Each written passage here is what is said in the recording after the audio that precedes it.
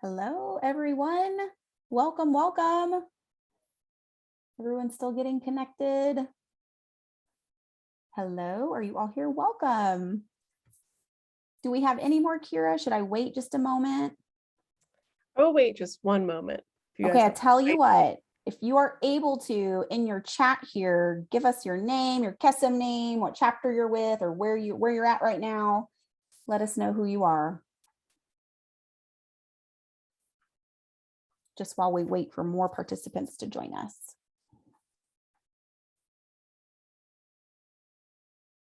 Or if you want to come off mute and do it too, that's fine. Whatever works.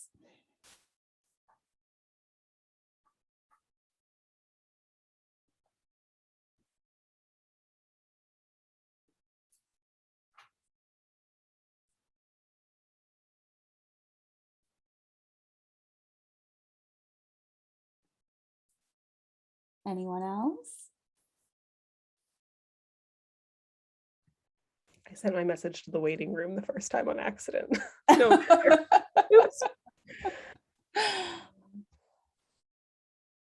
Awesome. Well, welcome everyone. So what do you think? Should we get going? Yep. All right, let's do it. Welcome to everyone. I'm so excited to spend this session with you. My name is Abby. My Kesem name is Mama Bear. And I think some of you I saw yesterday in my session, so it's good to see you again, good to connect with you again. And for those of you I haven't met yet, I'm glad to talk with you today. So I am the Director of Campaigns and Major Gifts for Kesem. I am not a Kesem alum, but my alma mater is FSU. So, I still do feel that affinity for their success. I wanted to work at Kesem because of my mom. So I lost my mom to cancer almost 3 years ago. And it was undoubtedly one of the hardest journeys I've ever had to travel. So I really wanted to work somewhere that would let me kind of honor her memory and help others who may be facing the same thing.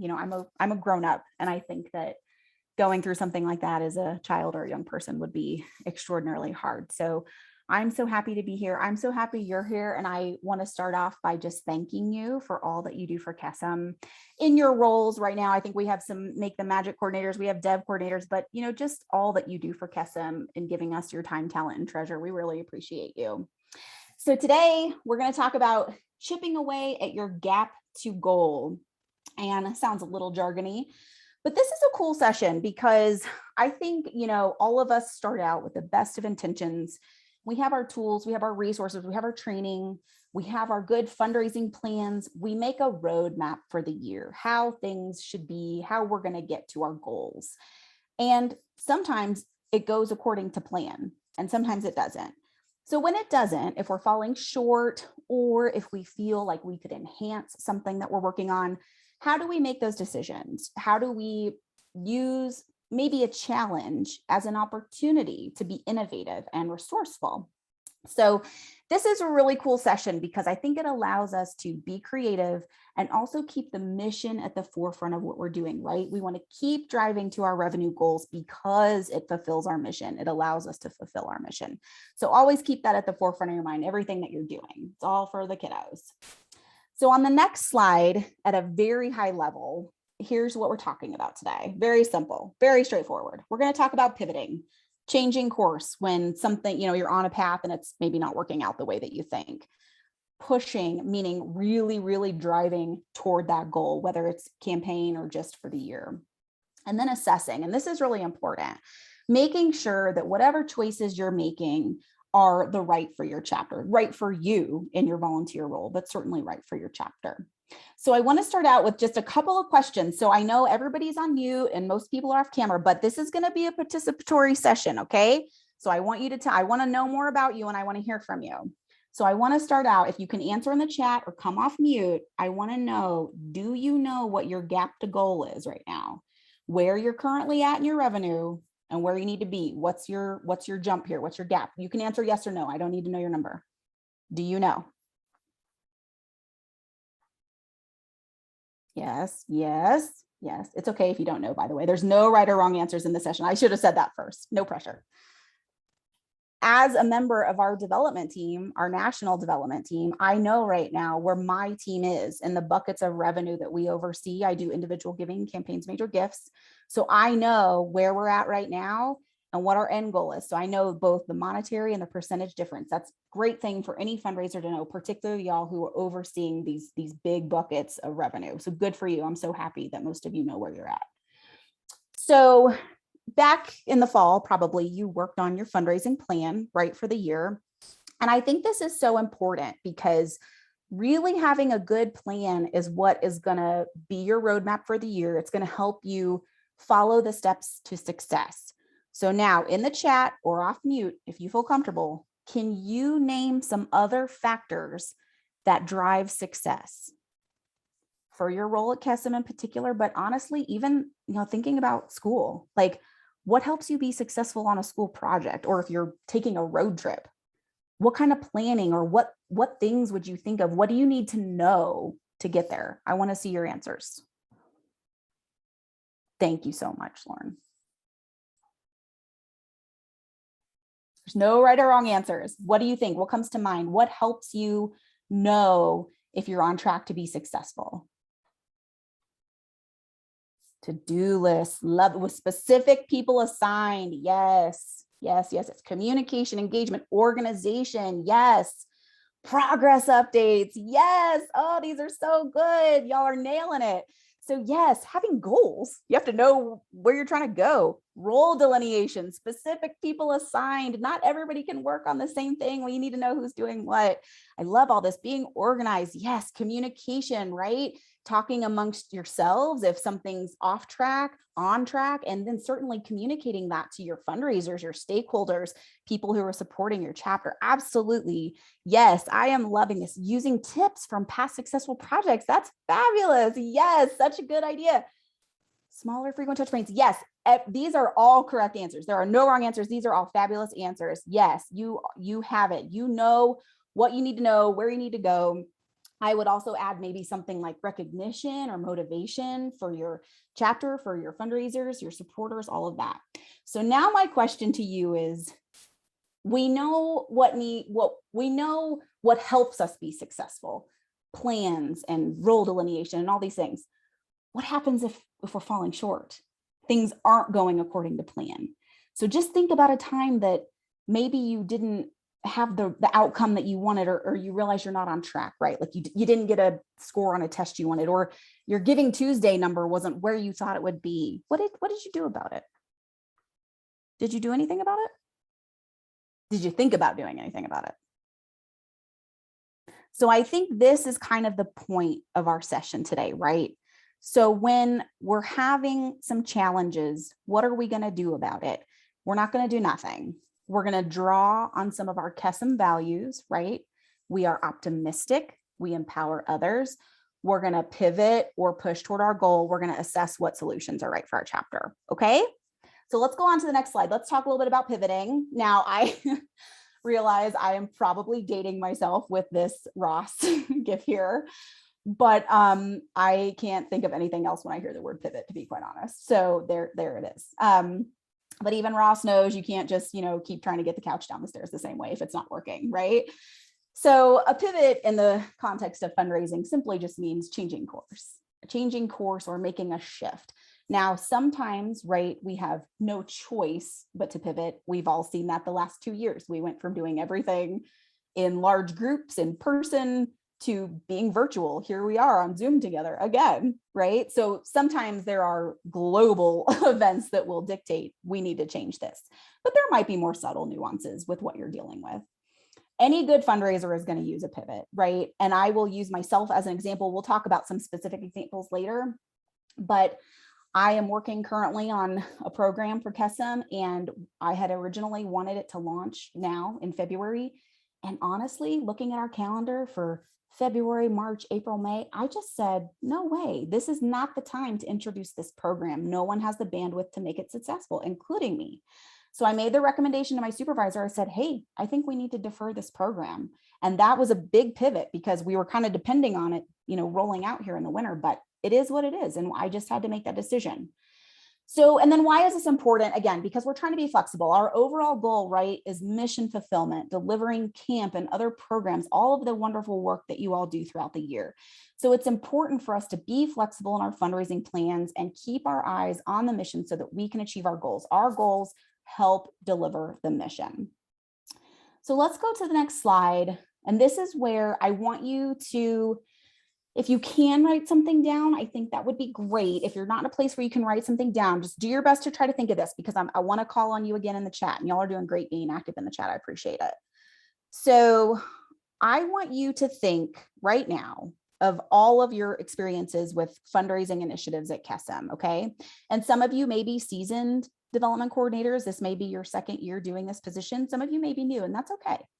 So I want you to think of all the things that you manage. And I know it varies from chapter to chapter, but we probably all do Giving Tuesday or year-end asking. Maybe you have a Make the Magic event, just general peer-to-peer fundraising, sponsorships and grants, all of the initiatives you oversee.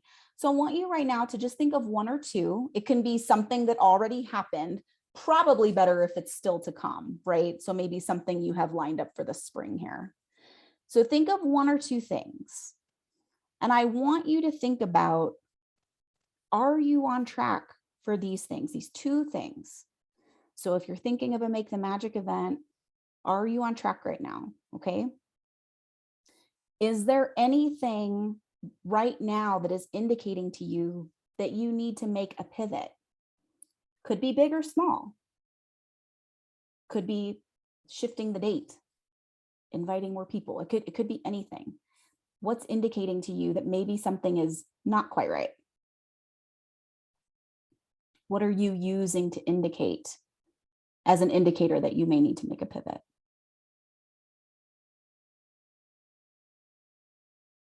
Okay, so think of two things that you oversee at KESM, just fundraising initiatives, right? Are you on track? Are you on track right now with each of those things? Is there anything indicating to you that you may need to make a pivot? And now my follow-up will be, what would that pivot be? What would the change in course be? So do you need another minute?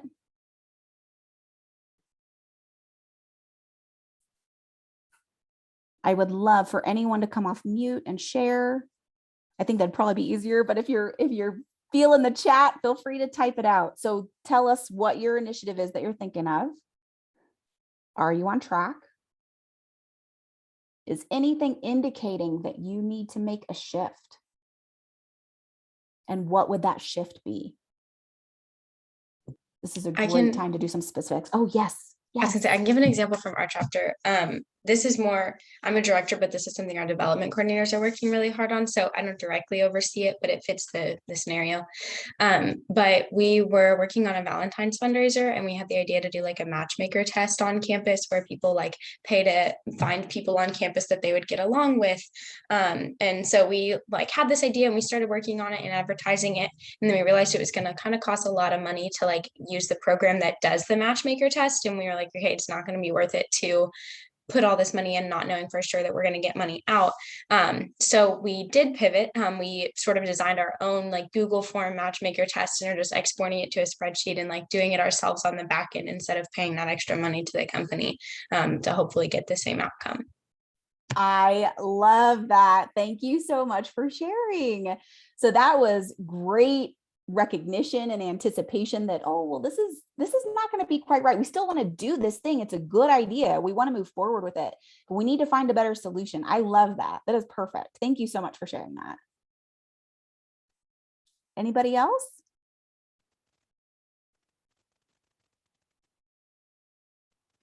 You can enter in the chat too.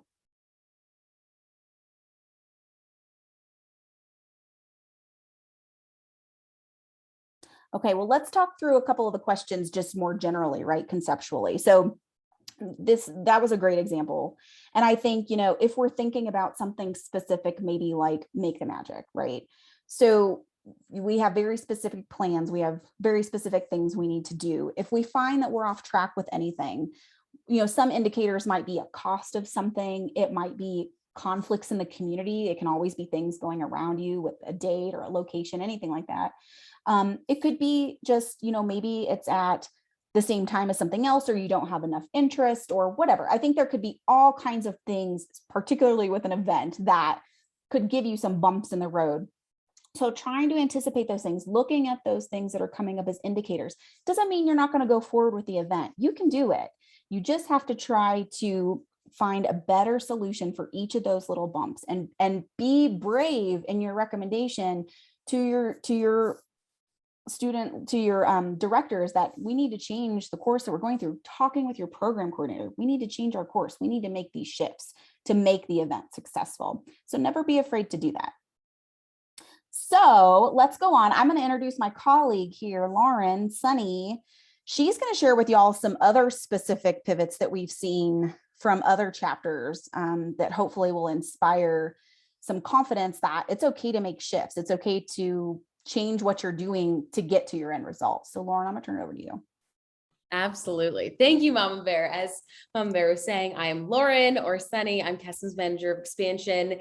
And I want to talk about some pivots, building off of what we were thinking about in the last slide, really shouting out some chapters that we've seen do this well in the last couple of years. And before I do this, because there's a couple of specific events I'm going to talk about, could I get a thumbs up, whether it's in the chat or in your little Zoom emojis, if Giving Tuesday this past year went just a little bit different than you thought it was going to? Whether it was a big pivot, a small pivot.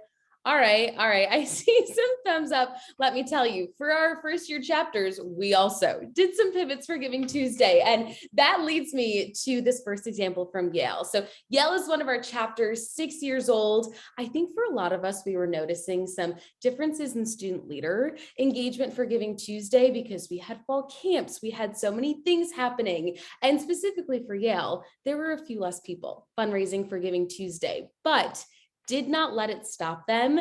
And they ended up raising $2,000 over their goal because of just pivoting in confidence and comfortability with reaching out to the donor network on the day of Giving Tuesday.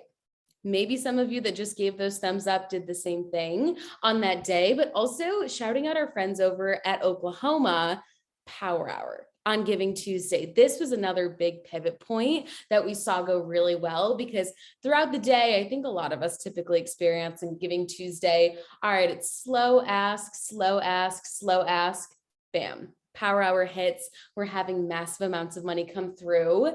That was different for Oklahoma this year than it had been in past years, which I'm not sure if any of your chapters are experiencing something similar. Things that have worked in the past aren't necessarily working this year, but Oklahoma did a really amazing job of reevaluating who they're reaching out to, asking more friends, asking different families, asking new businesses in the communities, doing some research on the spot, ended up raising $7,000 from the Power Hour, which is really amazing when you step back and think about it. And then kind of stepping away from Giving Tuesday, Seattle did an awesome job this past year of recognizing they needed to shake up the fundraising strategy just a little bit.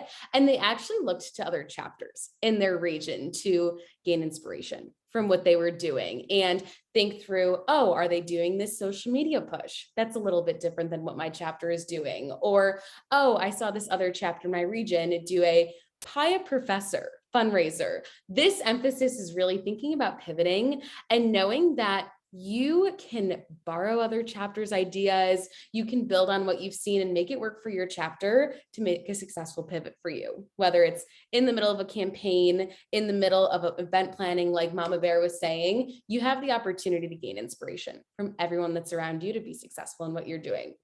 And then lastly, with our friends over at Dartmouth, shouting out one of the really great pivots they did this year, can I get like a thumbs up or a favorite emoji if we've seen any nonprofit in the last 12 months do a virtual 5K or some type of virtual wellness event, walk?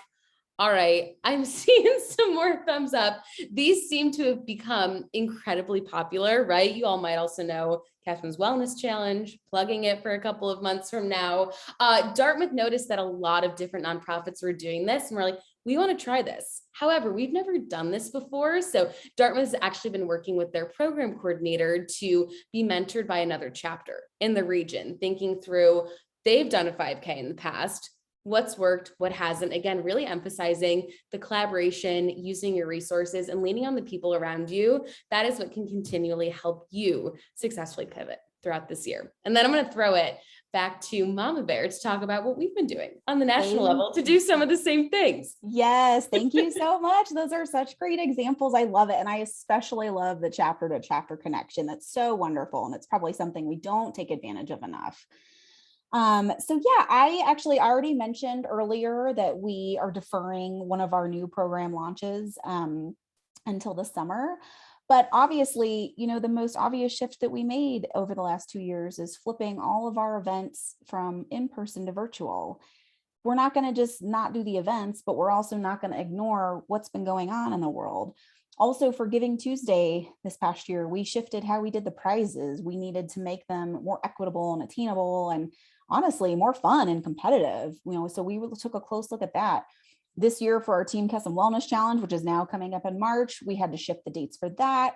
And then also with our Camp Around the Corner campaign, which y'all will be hearing more and more about as time gets closer, we're shifting the dates for that too. And so it's not that we're being reactive, we're actually being really proactive, you know, and think again, like, how does this look to our supporters?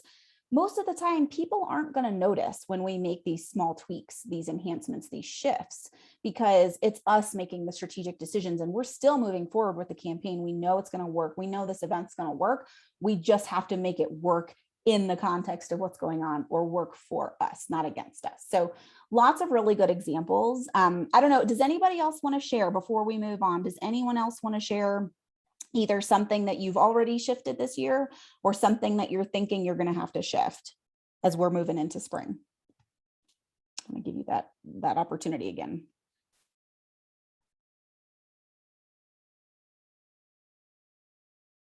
We're all good. Okay, so let's move on. Now we're going to talk a little bit about pushing. Okay, so this is different in the sense of a pivot, right? A pivot is really about changing course, right? Doing something differently. And a push is like, everything's working, it's fine. You're just going to not quite get to that goal. So how do we pull ourselves up? If you were in my session yesterday, I talked about Fundraising Mountain. How are we going to pull ourselves up to Fundraising Mountain to get as close to that summit as possible, right? And so again, we're going to do another little activity here. But if you can write things down, I want you to write things down. I know Sunny likes to call these things back of the napkin fundraising planning. That's what we're doing. It's a little more contextual, but that's what we're doing. So I want you to think about the fundraising initiatives that you have left throughout the year for Kesem. Okay. So let's really focus on the things that are coming down the pipe for the spring. So do you feel confident that you're going to make your fundraising goals? Oh, Kira, do we have a poll? Is this where we did our poll? Oh, let's just start with our poll. That's my first question to you. Please answer our poll. I forgot. I'm sorry. We're going to do a poll here. So now with the fundraising initiatives you have left, not what's already happened, with what you have left, do you feel confident you're going to make your fundraising goals? Okay, so let's do this poll. Please answer.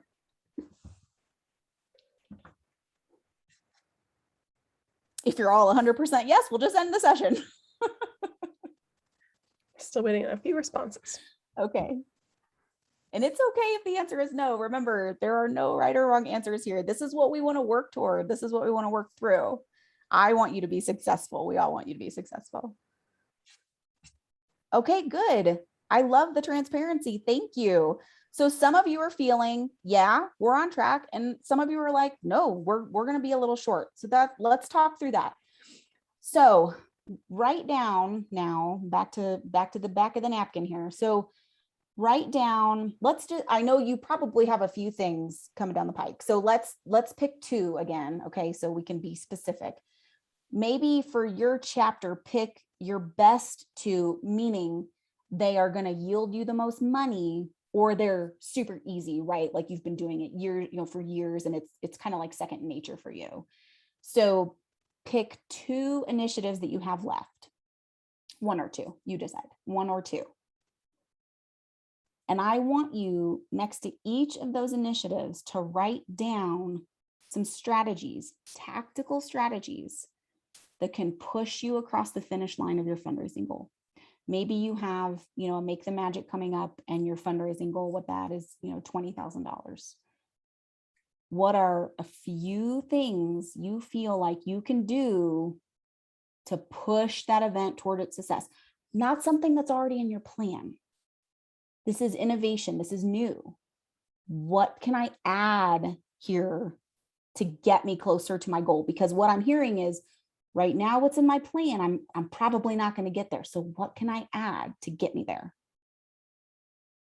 So what are some strategies that can push you across the finish line for your 1 or 2 initiatives that you picked here?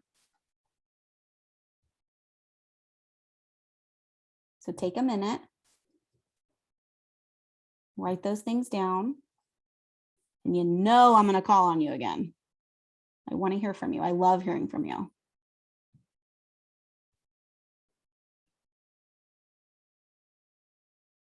And if I may add that you're stuck, you're not sure what exactly to add, this is a perfect time to ask, saying, I have MTM coming up, not sure what I should add to my plan to be even more successful. Think through some of those things too, as you're putting down your notes.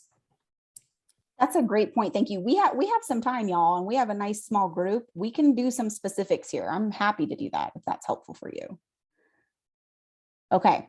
So if you wrote down 1 or 2 things you have left here, and a couple of strategies that you feel like would enhance, and maybe it's something you've heard in a different session, you just heard a different chapter do, whatever, write that down. So I want someone to share. Is anyone brave enough to share? I think it's probably easier again if you come off mute and talk to us, but if you want to put in the chat, that's fine. I can read, it's fine. Something that I feel like our chapter is pretty confident in is Newbie Fundraising Week. And so that's when we have all the newbies come in, and it's kind of like a Giving Tuesday for them, since they miss Giving Tuesday. And we set aside a full week for them to fundraise. And we've been doing that since I was a newbie, so at least 3 years. I'm not exactly sure. So I'm super excited for that.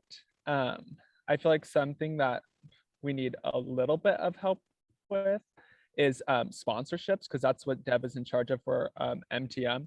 And I feel like we've been reaching out, but haven't been getting responses. So I guess trying to maximize getting responses and making sure that our time is well spent and we're not just sending emails and not, without response, I guess. So those are the 2 things. So one feeling pretty good, another might need a little bit of help with. Thank you so much for sharing. That's great. I do want to ask a follow-up question about your newbie fundraising. Do you mean like people who just started at your school in January, like so they weren't here the previous semester? It's all the new counselors / general body members that we added. I think applications were December, January, and they're making decisions right now on who we're incorporating into our who we're adding onto our chapter. So it's all the ones that missed the fall Giving Tuesday, and so they will fundraise for us in the spring and winter. Wow, what a cool idea. I really love that. And what a way to make them feel special too. And like they're really becoming a part of this community. That is so wonderful. Thank you so much for sharing that. And then, yes, so your Make the Magic question about sponsorship. So I do have to say there's a whole session on writing your proposal, getting the ask, getting the meeting, all that. Kira could probably tell you what the exact title is. I'm sorry, I don't know. But I will say, generally for the sponsorships, and I realize in a minute we are going to talk about what you just said, is it worth your time, right? Like, so the assessing of the return on investment. Sometimes with sponsorships or grants, even, it is sometimes a number game, right? So I can tell you industry experience with foundations in particular, typically you're going to win about 30% of the grants that you apply for. So think about that, because you might have to send out 30 applications to get 9. And how much is that? And is that enough? So I don't know if that holds true for corporate sponsorships, but generally for institutional giving, you're going to have to put out and ask a lot more than you're going to get back. Now, if you have close relationships with certain companies, that's going to be different, right? You're going to be more likely to win those opportunities. So that's a good question. I do think it's probably worth listening to the institutional giving session because they probably do dive into this. I don't know, was it covered in the Make the Magic session, Kira? Do you know? I don't know. I wasn't on those sessions. I'm so sorry. Okay.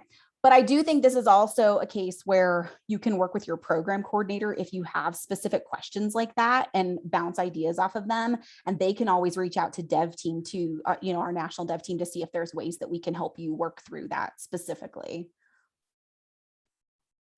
Does anyone else want to share? Oh, getting the meeting and making the ask. Thank you so much. I'm sorry, I could not remember that title.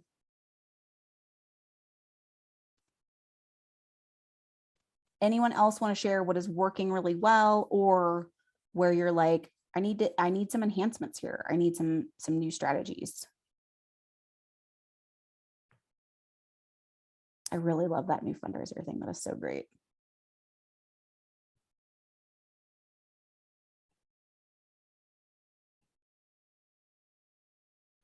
Okay, I saw in that poll that 80% of you are not confident that you're going to make your fundraising goals. And I'm telling you right now, I'm here to help you to the best of my ability. So I would love to hear from someone else, new strategies to motivate individual fundraisers. There was a whole session yesterday on motivating individual fundraisers presented by yours truly. So a lot of that you probably already know. It was pretty obvious steps to take to motivate your individual fundraisers. But I think that's a great point, because what came out of that session yesterday was that most chapters actually get the biggest chunk of their revenue from individual fundraisers.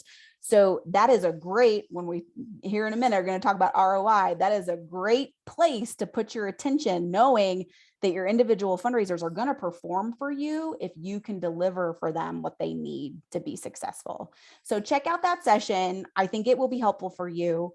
Oh, you saw. Oh, you were an hour. Okay. Yes. Okay.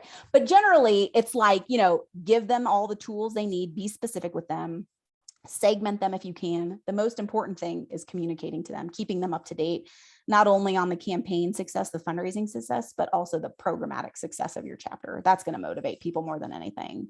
Recognize them. And if you have the bandwidth and the capability to add some incentives and competition, whatever works best for your chapter. But I think that session will be really helpful for you.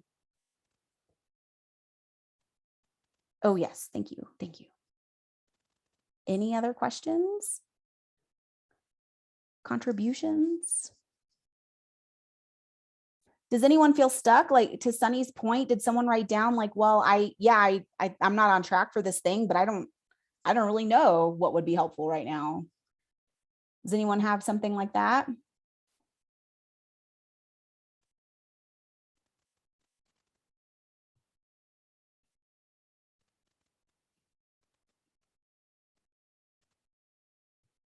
Okay, we're going to move on.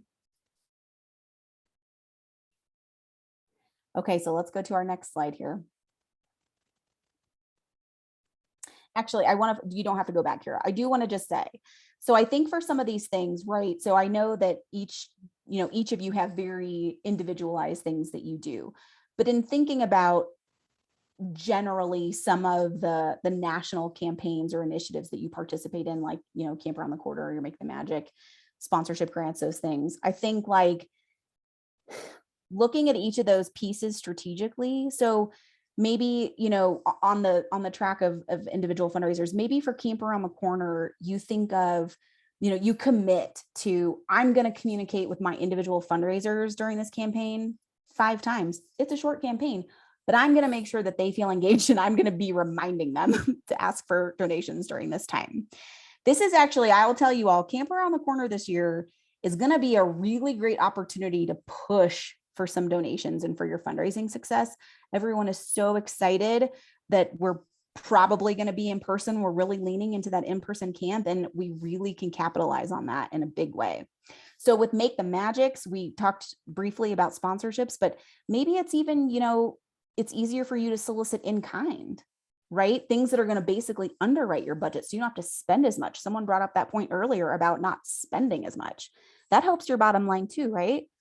And I think, maybe you have today, you go back home and you think about, let me just think of like some last minute fundraising idea I can do after camp around the corner, right before we have our camp in June or something like that. And it can be something simple. You can do canning on the weekends, or check out our fundraising guide. I think I linked that on this slide. Look at the fundraising guide. There's so many ideas in there, and maybe some of them you're already doing in your chapter, but maybe you're not. And maybe there's some information there that will help you think of it in a new way. And then I think too, on the path of individual fundraisers, but also if you do any kind of communication from your chapter to your own donors, to your supporters, in capital campaigns, it's really common to have something that's called a close the gap campaign. Like, it's literally like, we wanted to raise $1 million and we're $50,000 short. Can you help us close the gap? That can be really, really, really successful in just telling your supporters like, hey, this was our goal and this is how short we are. Can you make a gift today to help us close that gap or narrow that gap? People respond to that because they know for sure their gift is having a huge impact, right? To help you achieve your goals. So let's move on and we'll talk about ROI here, this slide. So I'm sorry, I backtracked a little bit there. But so anything that you're doing, right, with pivoting, so changing course, changing the direction you're going on something, and certainly anything new that you're adding, right, if you're pushing yourself to your goal, you want to assess if this is actually a good decision. And return on investment, y'all know that means exactly like, what are you putting into this and what are you getting in return? What are you getting out of it? So there was a great example earlier of something maybe costing too much. This could be like the sponsorship question, like, we could have a lot of big money here, but we're not really getting responses. So is this worth our time? This is a great thing. And I think you all as experts, as development leaders, your directors are probably going to rely on you to make these recommendations, right? This is where we're at. This is where we need to be. Here are some things that can help us get there. I think this one, our individual fundraisers, because they constitute the bulk of our revenue, let's focus on them. Let's really help them achieve their goals this year, exceed their goals. That will set our chapter up for success. So feel confident that you can assess what is right and make that recommendation. Your bandwidth and capacity. So this was something interesting I learned in presenting the session yesterday. Some of you are working pretty much on your own. Some of you may have another coordinator. Some of you do have bigger committees, which is great. But not all of you might have the bandwidth or capacity to completely change direction or add all of these new fundraising strategies. And that's okay. I think, again, you have to find not only what is right for your chapter achieving its goals, but what can you successfully manage? Because if you spread yourself too thin, it's not beneficial for anyone. So think about, do you have time to manage what you know is coming down the pike and then the shift or the addition that you're intending to make? Consider your donor base and their interest. So that's simply what will work best for your audience. You all know your chapters, your campuses, your communities, your campers. You know your situation better than anyone. What do you feel like they're going to respond to? A Close the Gap campaign, or really doing a stellar Make the Magic event? What is really going to speak to them the most? And then finally, looking at all the resources available to you. We all want you to be successful. So obviously you have your program coordinator. That person is there to help guide you through this process. They can pull us in if they need to, or if they want to, if you want to. Any community connections you have on campus with sponsors, with all of the people that support your chapter. If you have a chapter advisory board, always great. And then all of the development resources. So here I linked that fundraising guide, and then any coaching or training that we can help you with. So we'll move on. We're going to recap. That's what we talked about today, right? Pivoting, changing direction, pushing, really climbing to the top of fundraising mountain, or trying to get to the top of fundraising mountain, and then assessing what option is going to be best for us, give us the biggest bang for our buck, so to speak. So I don't know. That's all I have for you. Does anybody have any questions? We have a good time left here. So if there is something specific you want to talk through, I am all ears. I'm all yours. And I want to, before you jump off, I want to thank you very much for spending your time with me today. And I want to thank you for all that you do for KESM. I'm really grateful that we have you.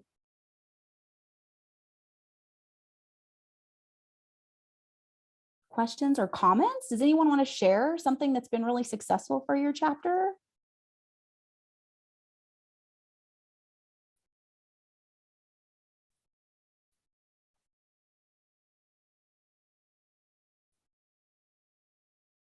Don't be shy. We love to hear the wins as much as we love to brainstorm. So One like sort of easy-ish fundraiser that we've had that's been really successful, if other chapters are anywhere near like a cycle bar studio, they'll basically donate a free class, and then you have people pay for the class by donating to Classy. And so you can charge like, $20 per person for the class. And then if you get, and there's also a minimum requirement that you have to have, I think like at least 15 or 20 people sign up. But then that's like $300 or $400 that you raise just by like going and exercising together for 30 minutes. So that could be a really good thing to incorporate into like your chapter's team KESM plan if you wanted to do that as well. So that's something that we're doing, and that was super successful last year. So if you all have cycle bar studios in your towns, definitely reach out to them.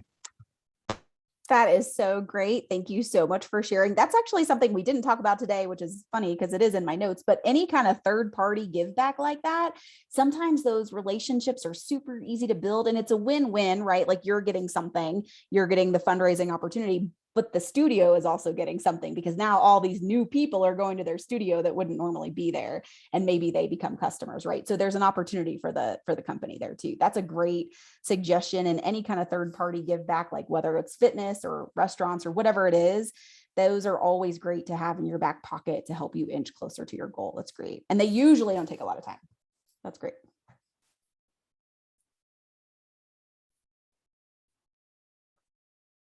Anything else?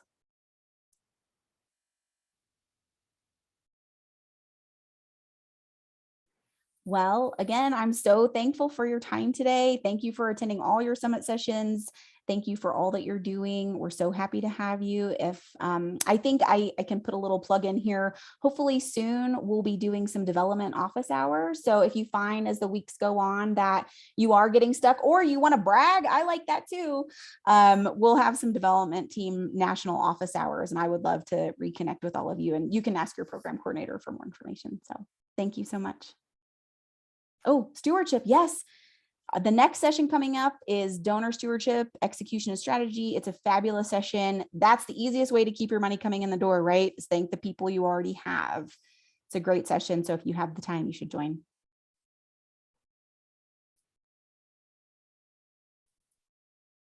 Thank you.